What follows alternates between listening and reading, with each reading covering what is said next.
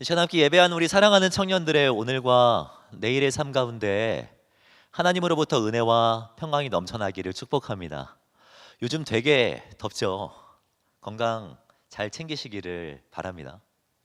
벌써 8월이 되었습니다. 여름 휴가 시즌인데요. 요즘 이 스테이 베케이션이라는 말이 있더라고요. 스테이 베케이션. 어느 한 곳에 머물면서 되게 특별한 시간을 만끽하는 것을 말하는데요. 이 함께 예배드리는 이 시간, 거하고 있는 그곳이 이 스테이 베케이션의 시간이 되어지기를 간절히 소원합니다. 자신의 몸을 정돈하시고 하나님께 집중하며 예배하며 나아갈 때 정말 우리의 마음을 시원케 하는 하나님의 베케이션과 같은 그런 은혜가 우리 가운데 넘칠 줄을 믿습니다. 여러분 혹시 코닥이라는 회사 아십니까? 코닥. 예. 이 사진과 같이 사진 한 장을 찍기 위해서 이 전자레인지만큼이나 크고 번거로운 도구들을 챙겨야 되는 그 시기에 필름 사진을 만들어낸 회사가 코닥입니다. 코닥. 편리하고 가볍고 쉽게 사용할 수 있는 이 코닥은 엄청난 판매량을 자랑했고 이 필름 사진의 대명사로 불리게 되죠. 저도 어렸을 때 이 일회용 코닥 카메라를 참 많이 사용했던 것 같습니다. 열심히 감고 찍고 탁탁탁 감아서 찍고 몇 장을 더 찍을 수 있는지 확인해 가면서 저의 소중한 추억들을 이 일회용 코닥 카메라에 담았던 기억이 납니다. 여러분도 다 기억나시죠? 그런데 이 코닥 회사가요, 잘 나가다가 2012년도에 파산 신청을 하게 되는 일이 일어납니다. 예상했지만 디지털 카메라 때문이었어요. 디지털 카메라가 생기기 시작하면서 이 필름 사진은 뒷전으로 나게 된 것이죠. 그런데 우리가 한번 생각해 볼 것이 무엇이냐면 디지털 카메라의 시작은요, 캐논도 니콘도 올림푸스도 아니고 코닥이었다는 거예요. 2000년대 디지털 카메라의 이 시장을 이렇게 좌지우지했던 기업은요, 소니하고 코닥입니다. 그런데 이 코닥은요, 디지털 카메라가 아니라 필름 사진을 고집하고 나아가다가 결국 내리막길을 걷게 된 것이죠. 전문가들은 그런 말을 합니다. 코닥이 자사의 가장 큰 영광을 안겨준 필름의 애착을 버리지 못하고 집착한 것에 가장 큰 페인이 있다. 여러분 이 말에 동의합니까? 우리가 살아가다 보면은요, 때로는 오랫동안 붙잡고 있는 것보다 내려놓는 것이 필요할 때가 있습니다. 때로는 비워야 할 것을 비우고 내려놓아야 할 것을 내려놓을 때 또다시 채워지는 것들이 있다라는 거예요. 오늘 본문은 우리가 무엇을 내려놓아야 할지, 또 우리가 무엇을 더 붙잡아야 할지에 대해서 잘 설명해 주고 있는 말씀입니다. 오늘의 말씀은 예수님께서 복음 증거를 위해서 제자들 12명을 파송하는 내용입니다. 이 7절 말씀을 보시면 12제자를 부르사 둘씩 보내시며 라고 말씀하고 있습니다. 예수님은 제자들을 부르셨고 지금까지 제자들을 가르쳐 오셨어요. 기적을 보여주셨고 여러 가지 비유들을 통하여서 제자들을 가르쳐 주셨습니다. 풍랑 앞에서, 대적하는 수많은 사람들 앞에서 어떤 태도를 취해야 하는지도 교육하셨습니다. 그런데 거기서 끝나지 않고 예수님은 제자들을 세상으로 보내셨다라는 겁니다. 여기서 중요한 교훈이 하나 있죠. 제자란 가르침을 받는 것으로 끝나서는 안 된다라는 거예요. 결국 세상으로 나가야 한다라는 것입니다. 여러분 12제자의 이름을 아십니까? 베드로, 안드레, 야고보, 요한. 뭐 이렇게 12명이 있는데요. 여러분 성경에서 이 12명의 이 사람들을 부르는 호칭은요, 두 가지가 있습니다. 첫 번째는 제자예요, 제자. 헬라어로는 마테테스라고 하는데 이 의미는 무슨 의미냐면 부르심을 받아서 예수님께 가르침을 받는 자라는 의미입니다. 근데 이 사람을 부르는 호칭은요, 이 마테테스만 있는 게 아니에요. 또 하나가 있는데 그것이 무엇이냐면 바로 사도라는 말입니다. 사도. 원어로 하면 아포스톨로스라는 말로써 보냄을 받은 자라는 것입니다. 제자란 그런 거예요. 부르심을 받았을 뿐만 아니라 세상으로 나가야 한다는 거예요. 세상의 소금이 되어야 하고 결국 세상으로 나아가 그곳에서 예수 믿는 청년다운, 예수 믿는 사람다운 삶을 살아가야 한다라는 거죠. 여러분, 올해 2021년에 우리 청년 공동체 주제가 무엇인 줄 아십니까? 임원들이 깔끔하게 디자인해서 모바일 주보를 보내주잖아요. 그 첫 페이지를 보면 우리 2021년의 주제가 이렇게 되어 있습니다. 예수 그리고 그의 제자. 예수님을 더욱 좀 알고 예수님의 제자다운 삶을 좀 살아가 보자라는 것이 올해의 주제이죠. 여러분, 이 삶을 위해서는요, 우리는 두 가지를 필히 해야 합니다. 첫 번째는 무엇이냐면 마테테스가 되기 위하여서 정말 많이 노력해야 해요. 예배드리면서 예수님의 마음을 알아가야 하고 말씀 묵상하면서 또 기도하면서 하나님의 그 뜻과 지혜를 우리는 조금씩 더 알아가야 합니다. 할 수만 있다면 예수님과 함께 거해야 해요. 제자들처럼 말입니다. 하지만 거기서 그쳐서는 안 됩니다. 결국 세상으로 나아가 아포스톨로스로서 우리가 어떤 삶을 살아가야 하는지 질문을 던져야죠. 가정에서, 삶의 현장에서, 일터에서 하나님의 뜻은 무엇인지 질문을 던지고 그 질문에 대한 답으로 살아가는 것이 우리들의 삶이어야 하지 않겠습니까? 이것이 예수님께서 기대하는 제자의 삶이라는 거예요. 우리가 세상 속에 제자로 살아가기 위해서는요, 먼저 해야 할 것이 있는데 우리 하나님을 우리의 공급자로 인정하는 것입니다. 우리의 공급자. 예수님은 제자들을 파송하시면서 그냥 보내시지 않습니다. 무엇인가를 제공해 주세요. 7절 말씀의 뒷부분을 보시면 예수님은 제자들을 보내시면서 더러운 귀신을 제어하는 무엇을 주셨다고요? 권능을 주셨다라고 말합니다. 권능, 능력. 오늘 본문에서는 귀신을 쫓아내는 능력만을 이야기하지만 평행 구절인 마태복음이나 누가복음을 보면 병, 약한 것들을 고치는 권세를 주셨다라고 말씀합니다. 여러분, 귀신을 쫓아내는 것, 병과 약한 것을 고치는 능력은 그 당시 사역의 현장에서 가장 필요한 것들이었습니다. 그러니까 예수님은 제자들을 보내시면서 그 필요를 채워 주셨다라는 거예요. 여러분, 우리 하나님은요, 우리를 세우시고 보내시면서 필요한 것들을 공급해 주시는 분입니다. 이스라엘 백성들을 위하여서 요셉의 창고를 예비하셨고 모세를 위하여서 만나와 메추라기를 공급해 주셨잖아요. 이 사람들이 특별하기 때문일까요? 이건 그렇게 저는 생각하지 않습니다. 여러분, 혹시 부살렐하고 오홀리압을 아십니까? 부살렐이라고 들어보셨어요? 이 사람은요, 요셉처럼 잘 알려진 사람도 아니고 모세처럼 특별한 사람도 아닙니다. 지금 예배드리면서 처음 들어보는 우리 청년들도 있잖아요. 부살렐은 누구냐면 이스라엘 백성들이 출애굽 과정에 있을 때 성막을 만들었던 사람입니다. 하나님은 성막을 짓는 사람으로 부살렐을 선택하세요. 그리고 그치시는 것이 아니라 성막을 지을 때 필요한 모든 것들을 공급하여 주시는 것을 볼 수 있습니다. 출애굽기 31장입니다. 하나님의 영을 그에게, 부살렐에게 충만하게 하여 지혜와 총명과 지식과 여러 가지 재주로 정교한 일을 연구하여 금과 은과 노스로 만들게 하셨다라고 말씀하죠.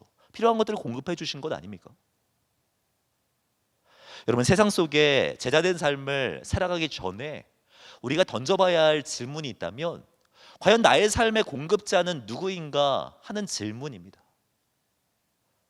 이 질문에 어떠한 답을 가지고 있느냐에 따라서 우리의 삶은, 우리의 행동은 완전히 달라지게 되어 있어요.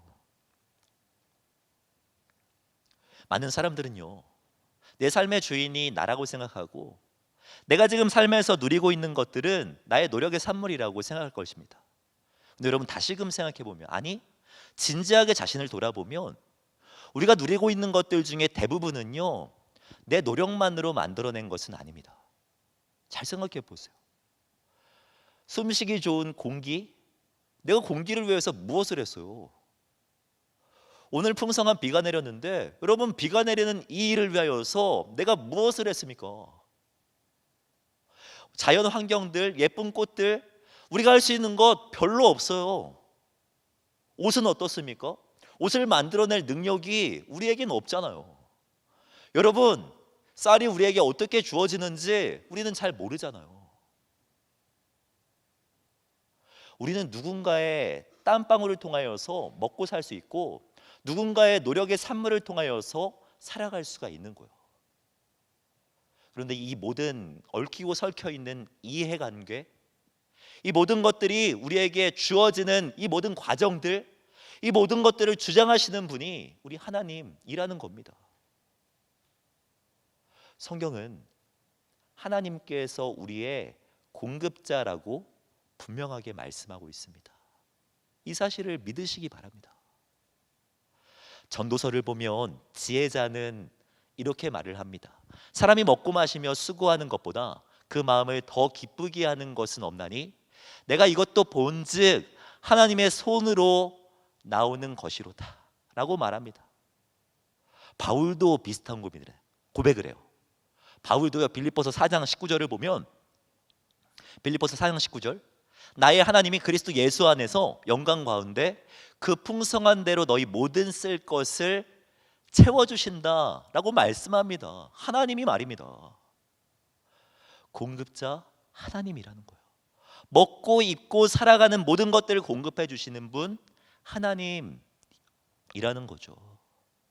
이 믿음이 있을 때 우리는 세상 속에서 담대하게 제자의 삶을 선택할 수 있는 것입니다. 사랑하는 청년 여러분, 우리 하나님은요, 복음에 헌신한 사람을 절대적으로 책임지십니다. 하나님은 복음에 헌신된 그 사람을 가만히 두지 않으신다는 거예요. 본문으로 다시 돌아오길 원하는데요, 본문을 보면 예수님은 제자들을 파송하시면서 한 가지 원칙을 가르쳐 주세요. 그 원칙이 바로 8절, 9절 말씀입니다. 명하시되 여행을 위하여 지팡이 외에는 양식이나 배낭이나 전대의 돈이나 아무것도 가지지 말며 신만 신고 두벌옷도 입지 말라 하셨다라고 말씀하고 있습니다. 여행을 떠나는데 가져가야 할 것과 가져가지 말아야 할 것이 있다라고 말을 해요. 가져가야 할 것은 무엇입니까? 본문을 다시 보세요. 8절 보시면 지팡이 가져가도 된다라고 말씀합니다. 신발 한 짝 필요하다라고 말씀해요. 그리고 두 벌옷은 안 되는데 한 벌옷은 괜찮다라고 말씀하세요. 지팡이, 신발 한 짝, 한 벌 옷. 나머지는 다 가져가지 말래요. 가방, 지갑, 심지어 돈까지도 챙기지 말라라고 말합니다. 여러분, 이 말씀을 묵상하면서 어떤 생각이 드십니까? 솔직히 조금 부담되지 않습니까? 이 말대로 한다면 세상을 살아가야 되는 제자된 우리는 옷장을 싹 다 비워야 하는 거잖아요.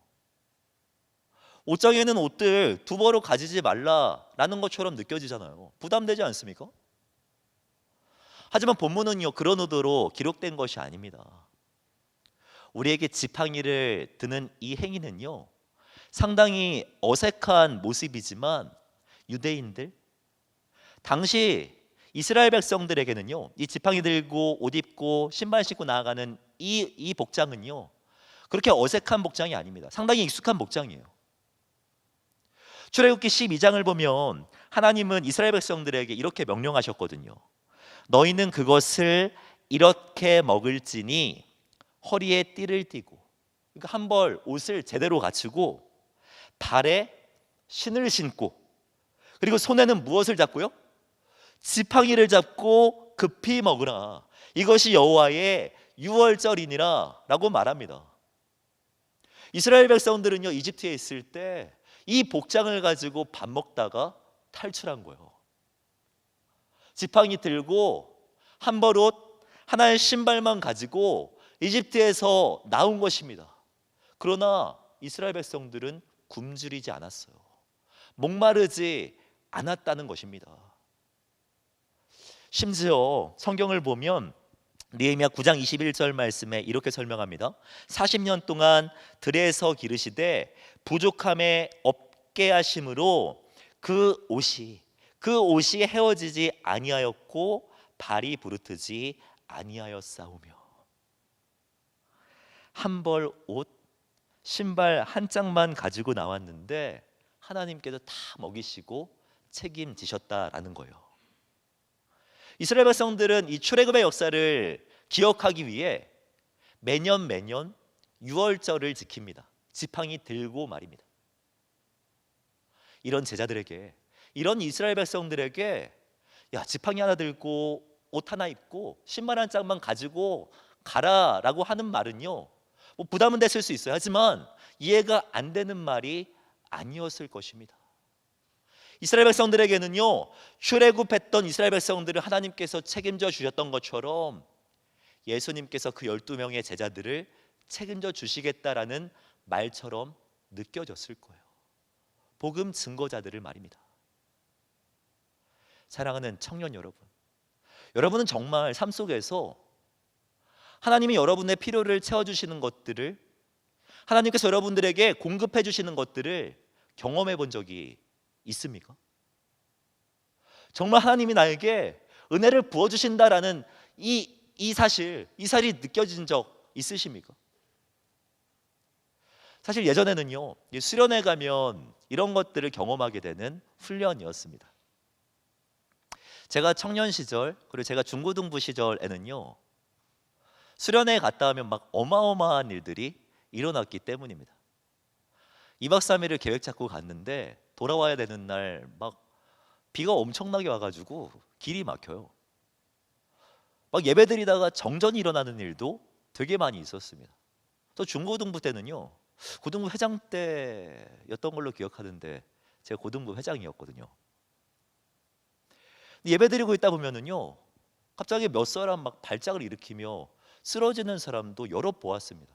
한두 사람이 아니에요. 그렇게 되면 한쪽에서는 구급차도 부르고 집에 연락해서 이런 일이 있는데 어떻게 해야 합니까? 막 물어보기도 하고 있고요. 한쪽에서는 단체로 기도하는 거예요. 이 사람 좀 어떻게 좀 해달라고. 기도 막 열심히 하고 있으면요, 정말 눈앞에서 다시 일어나는 역사를 보게 됩니다. 진짜예요. 요즘에는 수련회를 가도 이런 훈련들은 잘 안 되는 것 같은 느낌이 듭니다. 이런 일이 일어나면 큰일 나잖아요. 잘 짜여진 예산을 가지고 수련회 가죠. 은혜 받기 위해서 철저히 준비하고 수련회를 떠납니다. 은혜는 있어요. 정말 큰 은혜가 있습니다. 하지만 수련회를 통하여서 처음부터 끝까지 하나님께서 다 공급하셨다라는 이 고백, 하나님의 공급으로 말미암아 수련회를 마무리했다라는 이 진정한 고백이 수련회에서 잘 발견되지 않아요. 잘 짜여진 수련회이기 때문에. 근데 이런 훈련들은요, 요즘 선교나 비전 트립 같은 걸 떠나게 되면 이런 고백들을 많이 하게 됩니다. 왜냐하면 선교나 타지에 나가게 되면 한 버릇밖에 남기지 않고 다 잃어버리게 되는 이런 문제적 상황을 마주하게 되기 때문이에요. 2018년으로 기억하는데요, 제가 고등부 사역하고 있을 때 중학생, 고등학생, 그리고 우리 청년 공동체 중에 몇 사람을 데리고 유럽에 갔던 때입니다. 저는 이때요, 러시아 항공을 타면은 수화물을 잃어버린다라는 이야기만 들었지 그 일이 나에게 일어날 줄은 꿈에도 상상 못했습니다. 근데 정말 경유지에 딱 갔는데 수화물이 도착하지 않는 거예요. 그것도 제 캐리어가 말입니다. 여러분, 이 상황에서 제일 먼저 떠오르는 생각은 무엇이었는 줄 아세요? 아, 열흘 동안 이 한보룩 가지고 어떻게 살지? 이런 일들이 선교를 떠나게 되면 일어나게 돼요. 유럽 비전 트립 일정 중에 가장 큰 문제는요, 출발하는 날 인천에서였습니다. 다 타고 나서 인천에서 비행기가 떠야 하는데 중국의 기상 상황 때문에 비행기가 뜨지 않는 거예요. 2시간 안에 뜨지 않으면 경유지에서 환승을 하지 못해서 엄청난 수수료들을 물어야 되는 상황이었습니다. 막 이곳저곳 연락해봤더니 유럽에서 렌트카를 그 날짜 그 시간에 찾지 못하면 렌트카 때문에 물어야 되는 수수료가 700만 원인 겁니다. 제가 담당자고 700만 원이에요. 700만 원. 그 상황에서 우리가 할 수 있는 일이 무엇입니까? 기도하는 거죠. 기도하는 거. 2시간 안에 제발 비행기가 뜨게 해주세요. 청년들, 그 당시 고등학생들에게 기도 제목 나누면서 기도하자라고 요청했습니다. 저도 제 자리에 앉아가지고 열심히 기도했어요. 왜? 옆에 담임 목사님도 함께 있었거든요. 같이 열심히 기도하는 거예요. 문제적 상황이 벌어졌잖아요. 기도하고 막 기도했더니 여러분, 정말 2시간이 딱 되기 그 전에 비행기가 뜨는 역사가 일어나지 않았어요. 비행기는 2시간 안에 뜨지 않았고 한 3-4시간 지나고 나서 떴나? 정말 한참 있다가 뜨더라고요. 비행기가 출발했고 경유지까지 도착하는 한 5시간 되는 그 시간 동안 그 막 조마조마한 그 마음은 아마 누구도 모를 겁니다. 가는 내내 뭐 비행기에 있는 영화 볼 수도 없어요. 계속 기도할 수밖에 없습니다. 환승하는 경유지에서 숙소는 어떡하지? 렌트카 빌려야 되는데 700만 원 어떡하지? 기도하는 거예요. 생각하면서. 그렇게 기도하던 중에 경유지에 딱 도착하고 데이터를 딱 켰는데요. 여러분, 정말 놀라운 일이 일어났어요. 분명히 출발하기 전 5시간 전만 해도 렌트카에서 700만 원 물어야 된다고, 이건 어쩔 수 없다고 약관에 있다라고 그렇게 했는데요. 렌트카 회사에서 기상 악화로 인하여서 이런 일들이 벌어졌다는 걸 확인하고 나서 수수료 안 물어도 된다라는 알림을 저에게 보내놨더라고요. 그뿐 아닙니다. 정말 압권은 무엇이냐면, 여러분, 경유지에서 이제 하룻밤을 묵어야 됐는데 항공사에서 그 모든 사실들을 확인한 다음에 우리를 위해서 그 환승지, 그곳에서 묵을 수 있는 숙소와 멋진 호텔의 조식까지 준비해 놨더라고요. 여러분, 이 뒤에 있는 저 숙소가 지금 이름이 안 보이지만 저기 살짝 각도로 올리면 뭐라고 써 있냐면 쉐라톤이라고 써 있습니다. 5성급 호텔, 절대로 미션 트립에서는 누릴 수 없었던 쉐라톤 호텔에서 묵는 은혜를 누렸다라는 거예요. 여러분, 정말 내성적이었던 고등학생들조차도 이 5성급 호텔 조식을 먹으면서는 정말 하나님이 살아계시네요 라는 고백을 하더라고요. 하나님이 모든 것들을 하셨네요 라고 고백하더라고요. 여러분, 정말 하나님이 우리의 모든 것들을 공급하십니다. 우리가 하나님의 공급하심을 누리지 못하는 것은요, 하나님이 역사하지 않기 때문이 아니라, 우리가 하나님을 붙드는 것이 아니라 우리의 소유를 더 붙들기 때문 아닙니까?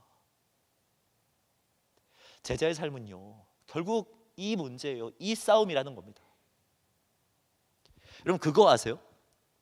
신약 성경에 믿음이나 구원과 관련된 말씀보다 재정이나 돈과 관련된 청지기적 삶에 대한 말씀이 훨씬 더 많다는 거. 어떤 학자는 10배나 더 많다라고 이야기하는 사람도 있습니다.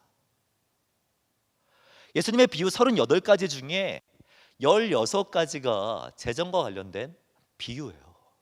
무엇을 의미합니까? 2000년 전 그때나 지금이나, 예나 지금이나 결국 세상 속의 제자로 살아가는 이 문제는요, 돈과 관련돼 있다라는 거예요.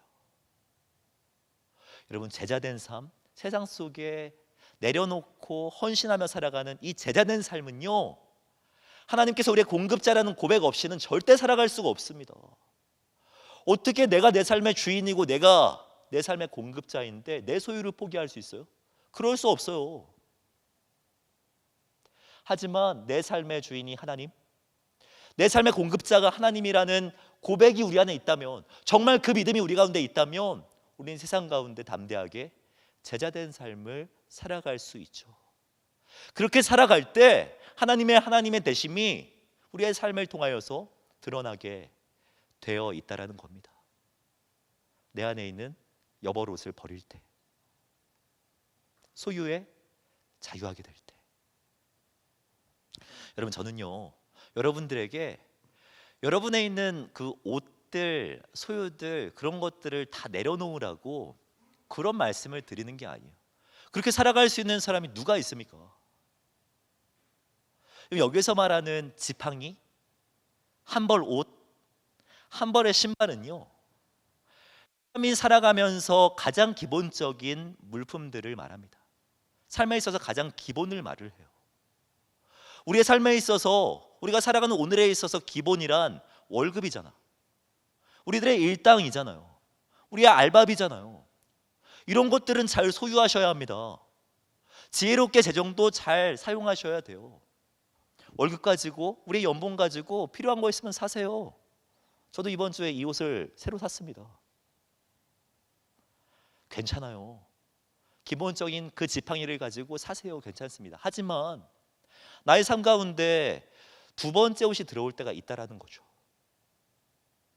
예상하지 못했던 용돈들, 예상하지 못했던 수익들, 이런 것이 있을 때 타인을 위해서, 주님의 나라를 위해서 사용해 보라는 거예요. 하나님 나라를 위해서, 나의 전도 대상자를 위해서 사용하세요. 전도하고 싶은 친구에게 밥이라도 한번 사세요. 선교사님을 위하여서 보내도 되고, 도움이 필요한 사람들을 위하여서 후원해도 좋습니다. 그 행동이 우리 가운데 있을 때 우리의 삶을 통하여서 하나님의 하나님 되심이 세상 가운데 드러나게 되는 거예요. 말씀을 정리하고 싶습니다. 이렇게 살아가는 삶이, 복음을 위해서 헌신한 삶이요, 손해보는 것 같지만 여러분, 절대, 진짜 절대 그러지 않습니다. 하나님은 우리의 공급자세요. 제자들은 예수님의 말씀을 듣고 정말 한 벌 옷, 한 세트의 신발, 지팡이를 들고 세상 가운데 나아가 복음을 증거합니다. 그런데 그 결과가 어떻게 나타난 줄 아십니까?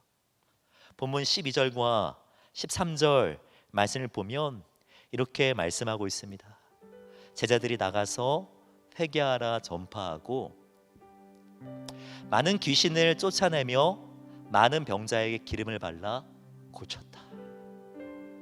많은 사람을 회복시키는 역사가 일어났다라는 거예요. 힘들어하는 사람이 치유받고, 삶에 소망이 없던 사람이 소망이 생기는 역사, 내 옆에서 눈물 펑펑 흘리며 힘들어하고 있는 그 친구가 일어나는 역사, 일어났다는 것입니다. 여러분, 이것도 정말 기쁘고 복된 일인데, 정말 저의 마음을 가슴 벅차게 했던 내용은요, 오늘 본문의 평행 구절인 누가복음의 엔딩 장면입니다. 누가복음 이 9장 말씀을 보면 이 스토리를 마무리하면서 이렇게 말씀하고 있어요. 사도들이 돌아와 자기들이 행한 모든 것을 예수님께 어떻게 했다고요? 여쭙다. 예수님께 보고했다는 거예요. 예수님은 그 말을 다 듣고 인정해 주셨다는 거예요. 소자에게 냉수 하나 대접했던 그것, 예수님께서 알아주셨대요. 복음을 위해서 내 보너스를 헌신했던 거 알아주셨대요. 아무도 인정해주지 않고 아무도 시선을 나에게 주지 않지만 복음을 위해서 포기했던 그 모든 것들 예수님께서 알아주셨대요. 인정해주셨다라고 말합니다. 여러분, 이게 우리에게 가장 큰 복 아닙니까? 세상 속에 제자로 살아가는 거 말도 안 되게 힘듭니다. 눈물 흘려야 될 때가 있고요, 때로는 복음 때문에 외로워질 때가 있어요. 때로는 복음 때문에 정말 힘들어질 때도 있습니다. 하지만 그럼에도 불구하고 이 일이 가치 있는 이유는 우리는 결국 예수님 앞에 서게 되기 때문이에요.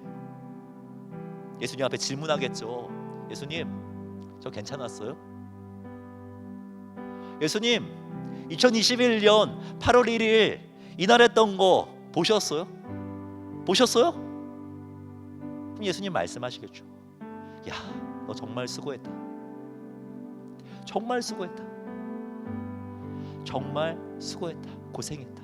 라고 말입니다. 우리가 살아가는 방향은요, 이것입니다.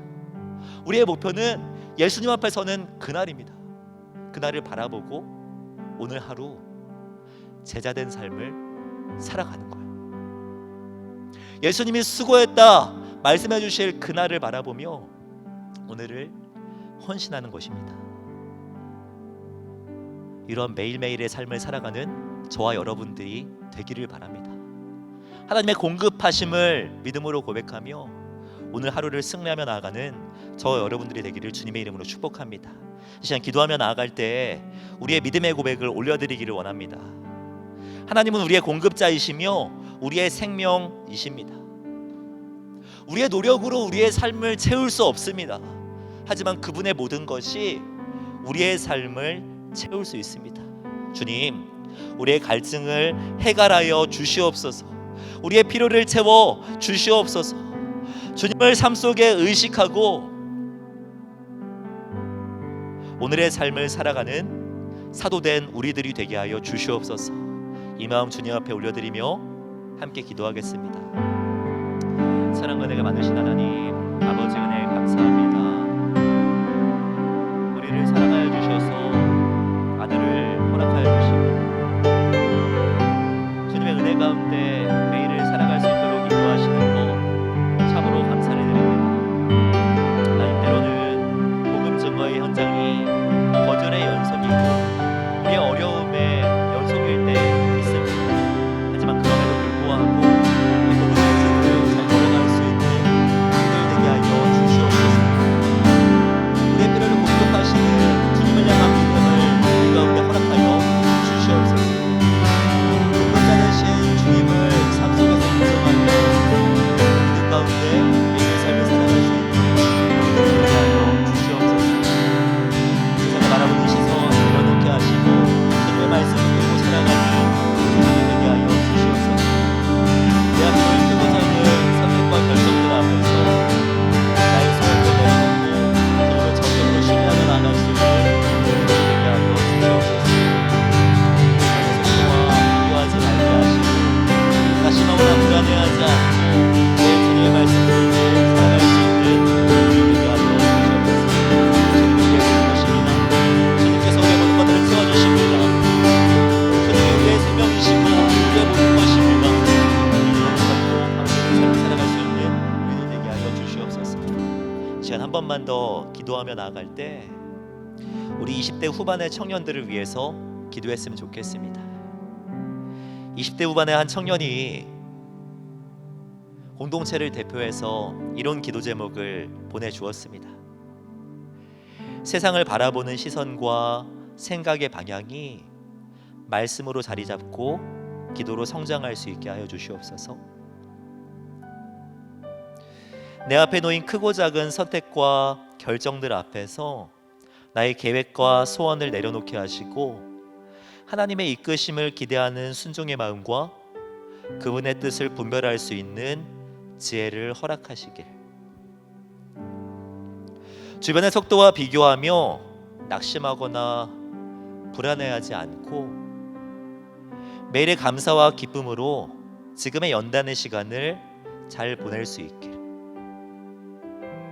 학업, 진로, 재정, 관계의 문제 등 삶에서 마주하는 어려움들이 나의 신앙과 감정을 해치지 않도록 보호해 주시고 교회뿐만 아니라 삶의 현장에서 세상에서도 이러한 문제들을 함께 고민하고 기도할 수 있는 소중한 믿음의 지체들, 소중한 믿음의 동역자들을 만날 수 있게 하소서. 이게 이 지체의 기도 제목일 뿐만 아니라 우리들의 기도 제목이지요. 이 지체를 위하여서 우리 공동체 한 사람 한 사람을 생각하면서 이 기도 제목 주님 앞에 올려드리도록 하겠습니다. 기도하겠습니다. 사랑과 대만하신 하나님 아버지, 우리를 주장하여 주시고 우리를 붙들어 주신 아버지 은혜 참으로 감사드립니다. 하나님, 우리 청년 가운데 아버지 주님 이 마음, 이 아픔이 있습니다. 주님 위로하여 주시고 주님의 치유하심이 함께할 수 있도록 인도하여 주시옵소서. 주님이 우리의 모든 것들을 주관하시며 우리의 필요를 채워주시는 것들을 아버지 주님 믿음으로 고백하며 나아갈 수 있는 우리 사랑하는 청년들이 되게 하여 주시옵소서. 내 앞에 놓인 크고 작은 선택과 문제들 앞에서 주님을 바라볼 수 있는 믿음을 허락하여 주시고, 결국 주님을 믿는 사람, 결국 주님을 의지하는 사람에게 필요한 것들을 공급하여 주시는 주님의 놀라신 은혜를 경험하며 나아갈 수 있는 우리들이 되게 하여 주시옵소서. 우리 안에 끊임없이 아버지 일어나는 비교의식들, 내 안에 있는 열등감들, 내 안에 있는 약한 마음들을 주님 내려놓게 하시고 주님을 바라보며 나아갈 수 있는 우리 사랑하는 청년지체들 되게 하여 주시옵소서. 삶의 현장 가운데 주님을 더욱 붙들며 나아가게 하시고 주님의 말씀 붙들고 승리하며 나아가는 우리들 되게 하여 주시옵소서. 부족함이 없이 채우시는 주님, 우리의 모든 것들을 주장하시는 주님을 바라보며 믿음으로 승리하는 우리들이 되게 하여 주시옵소서. 사랑과 은혜가 충만하신 하나님, 날마다 우리와 함께 하시며 때때마다 일용할 양식을 공급해 주시는 은혜 참으로 감사를 드립니다. 예배를 통해 제자 되는 그 마음을 허락하여 주시고 사도로 살아갈 동력을 얻게 하여 주신 것 참으로 감사를 드립니다. 삶의 현장 속에서 주님의 권능을 더욱 붙드는 우리들이 되게 하여 주시고 하나님께서 부어주시는 은혜와 힘으로 오늘 하루를 살아낼 수 있는 우리들이 되게 하여 주시옵소서. 우리의 입술과 삶이 복음이 증거되는 삶이 되게 하여 주시고 마땅히 복음을 위하여서 대가를 지불하며 나아가야 될 때 믿음으로 대가를 지불하는 우리 사랑하는 청년들 되게 하여 주시옵소서.